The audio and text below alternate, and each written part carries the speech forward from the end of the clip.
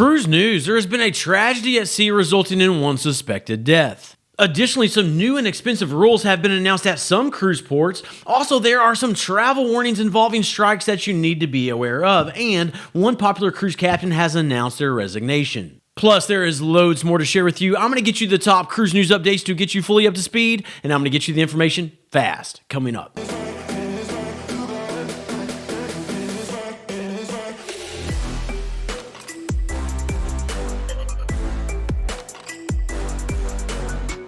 Let's go ahead and kick things off with number one. Sad news, as a 32-year-old Filipino crew member has been reported as going overboard from a cruise ship. This occurred with the 𝗵𝗄𝗃 𝗵𝗄𝗃𝗃 cruise ship. The crew member's absence was noted when they failed to report for duty. The security team then reviewed surveillance footage and they determined that the crew member went overboard from deck number 7. This took place shortly after the ship departed Montevideo, Uruguay on Friday evening. Search efforts have been unsuccessful and they are feared dead at this time. An investigation is currently underway. I am certainly praying for the family, friends, and co-workers of this young man. Next, number 2, one Royal Caribbean cruise ship has received a very bad score on a recent CDC inspection. The vessel in question is the 𝗵𝗇𝗏 of the Seas. The CDC conducts recurring inspections of cruise ships to evaluate the sanitary conditions, protocols, and they dial in very closely on the food service processes. The vessels are scored on a 100-point scale, and 86 or above is required to pass. The 𝗵𝗇𝗏 of the Seas was inspected on February 9th and received the minimum passing score with an 86.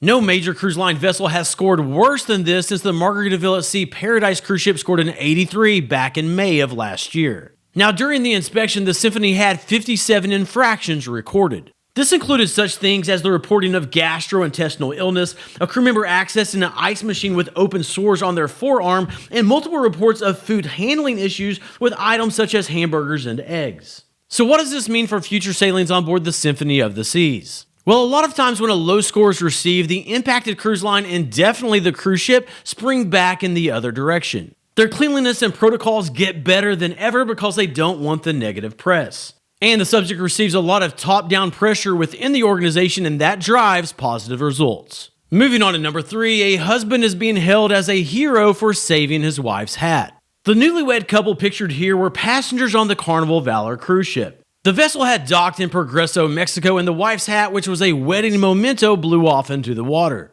The husband proceeded to jump off the pier and retrieve the hat swimming to a nearby rocky shore. Onlookers cheered for him in support. He said in a statement, quote, "When my wife's special wedding hat flew overboard at Progreso, I knew I had to get it back. Got the hat and the story too. Thanks for everyone cheering me on." Then number 4, we have received an initial forecast and the list of the names to be used for the 2025 Atlantic hurricane season. The Atlantic hurricane season runs from June 1st through November 30th. Last year was an above average year with 18 named storms and 11 hurricanes. The initial forecast for this year is expected to have 16 named storms and 7 hurricanes, so a little lighter than last year. But it is, of course, a little early and forecasts can be wrong.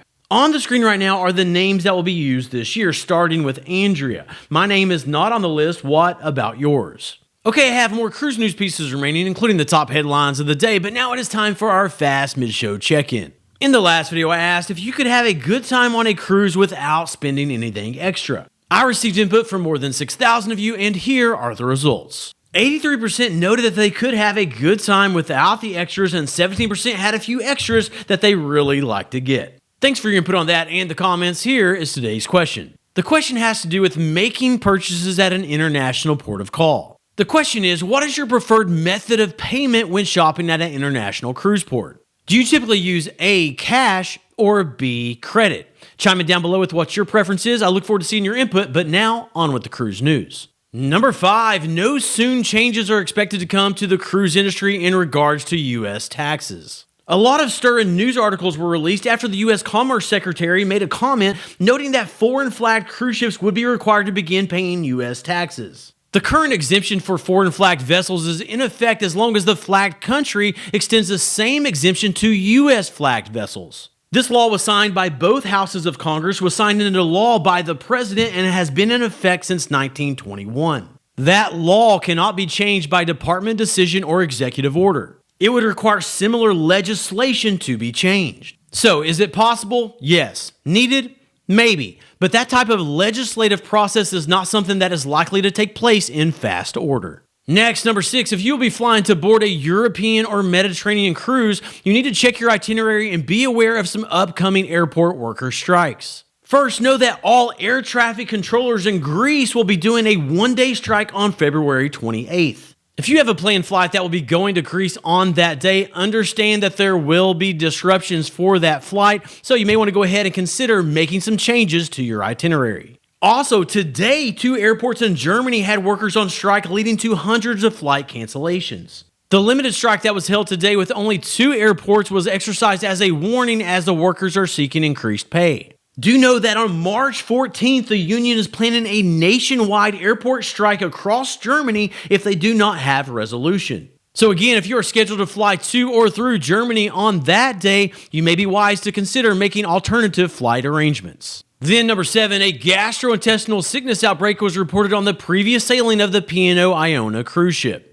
The P&O Iona is based in Southampton, England. The ship was sailing at full capacity at the time. According to a statement from P&O, less than 1% of the passengers had symptoms. The cruise ship did take action to contain the sickness. Gastrointestinal illness has been very prevalent on land this year, so definitely some of that is going to make its way onto cruise ships. According to the CDC, one of the best things you can do for prevention is to wash your hands regularly with soap and water. I have additional important news to share with you, but very quickly, if you're new here, I'm Jason with the Travel Scouts. Our aim in each video is to put together the latest cruise news and deliver it to you in such a way that you are fully up to speed and it doesn't waste your time. So if you'll be cruising, definitely consider subscribing. Let's continue with the cruise news. Number 8, be aware that multiple port cities in Europe are set to impose large fines if you wear swimwear outside of the beach area.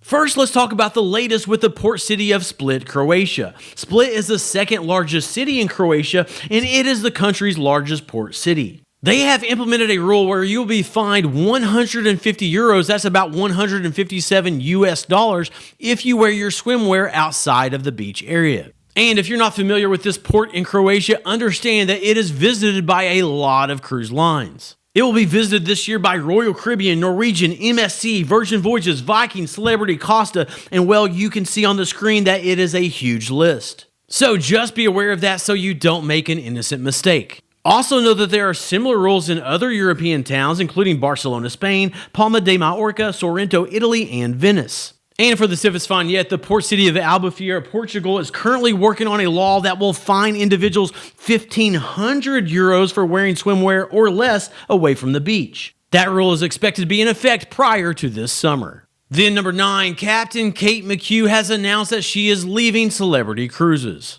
Captain Kate is one of the most well-known cruise ship captains in the world. She was most recently the captain of the Celebrity Beyond. The announcement of her departure after 22 years with Royal Caribbean Group was made on her Instagram page. She noted that she had some big life changes recently and that contributed to her decision. Captain Kate indicated that more information regarding her next season of life will be coming soon. And we certainly wish her the best in her future endeavors. Okay, you are up to date. If you want to stay up to date and be ready for your next cruise, subscribe and I'll catch you in the next video.